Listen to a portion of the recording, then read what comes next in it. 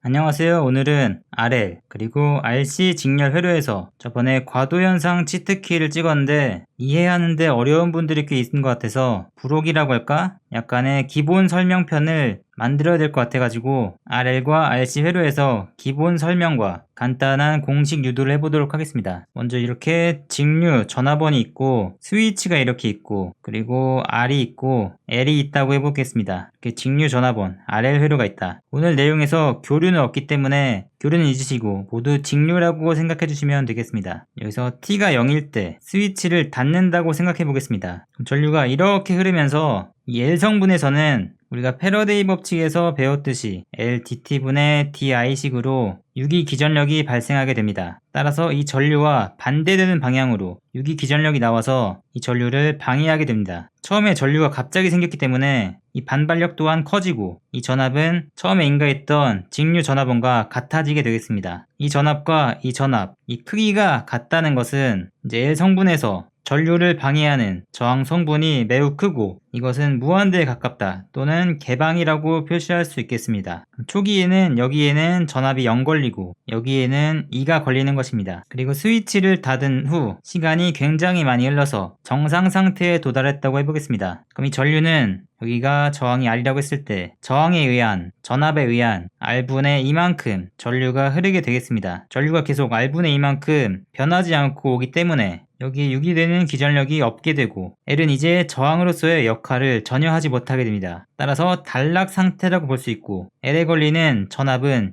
0이 되겠습니다. 물론 이때 R에 걸리는 전압은 2가 되겠습니다. 이런 부분들을 이해해 주시고 이제 그러면 L은 T가 0일 때 단락이고 T가 무한대일 때 개방인가요? 이렇게 묻는 분들이 있습니다. 하지만 스위치가 T가 0일 때 연결이 돼 있다가 정상 상태에 도달 후 T가 0일 때 직류 전압원을 제거한다. 이렇게 연결해서 직류 전압원을 제거한다면은 T가 0일 때 L은 갑자기 변하는 전류 때문에 개방이 될 수 있습니다. 따라서 이러한 배경 지식을 이해를 해주셔야 되겠고 이번에는 직류 전압원에서 R이 있고 C가 있을 때 RC 직렬 회로에 대해서 보겠습니다. 전압원 2가 있고 R이 있고 C가 있다. 우리가 T가 0일 때 스위치를 닫는다고 생각해 보겠습니다. 전류가 이렇게 흐르다가 처음에는 C는 여기 전하가 없기 때문에 어떠한 저항 역할도 할 수가 없습니다. 따라서 단락 상태라고 볼 수 있고 전류가 한번 이렇게 쓱 지나가게 되면 C에는 약간의 전하량을 이렇게 모으게 됩니다. 그리고 전류가 다시 올 때는 여기 플러스가 있기 때문에 전류가 이렇게 오다가 이 플러스와 반발하기 때문에 이 전류를 방해하려고 하는 약간의 저항 성분이 생기게 됩니다. 그리고 여기 전하가 많이 축적이 된다면은 Q가 여기에는 축전지 용량 C 곱하기 전압만큼이 되었을 때, 즉 여기에 걸리는 전압이 직류 전압원과 같아졌을 때, 즉 이것은 개방을 말하는 것이고 무한대의 저항을 의미하게 됩니다. 따라서 전류는 흐를 수 없게 되고 R 또한 단락 느낌으로 VR은 0이 되겠습니다. 이제 이러한 부분들을 이해를 해주시고 간단한 공식들을 치트키를 이용해서 유도해 보도록 하겠습니다. 이러한 공식들을 유도하기 전에 치트키를 암기하겠습니다. 전압이던 전류던 전하던 상관이 없습니다. 먼저 초기 값을 쓰시고 마이너스 최종 값을 쓴 다음에 그리고 2에 마이너스 시정수분의 1 t 한 다음에 플러스 다시 최종 값을 써주시면 되겠습니다. 이것만 암기를 하신다면 RL 직렬 회로에서 이 값들과 RC 직렬 회로에서 이 값들을 암기하지 않고 간단하게 유도할 수 있습니다. 이제 RL 직렬 회로에서 직류 기전력을 인가했을 때 전류를 구해보도록 하겠습니다. 이렇게 R 소자가 있고 L 소자가 있고 스위치가 있을 때 직류 기전력이 이렇게 존재한다. T가 0일 때 스위치를 닫는다고 해보도록 하겠습니다. 그럼 전류 IT는 초기값, 처음에 L은 개방 상태이기 때문에 전류가 흐를 수가 없습니다. 따라서 초기값은 0이 되겠고 마이너스 최종값은 L이 단락이 된다고 했기 때문에 L은 상관이 없고 기전력과 저항에 의해서 R분의 2라는 전류가 생기게 되겠습니다. 즉 최종값은 R분의 2가 되겠고 여기에다가